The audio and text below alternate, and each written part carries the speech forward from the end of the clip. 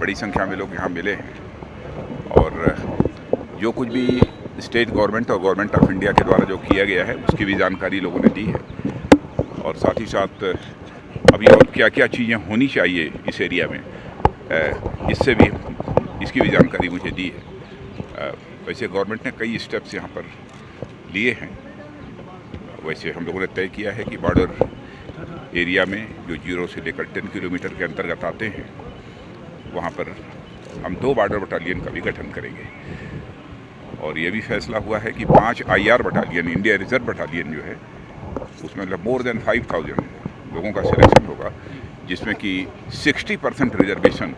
0 to 10 kilometre area में border पर रहने वाले लोगों के लिए होगा। 2 यहाँ पर महिला बटालियन भी गठित करने का ये फैसला कुछ दिनों के बाद हम लोग बैठेंगे और पूरे सिक्योरिटी सिचुएशन को रिव्यू करेंगे और यहाँ के भी कुछ नुमाइंदों से बात करेंगे।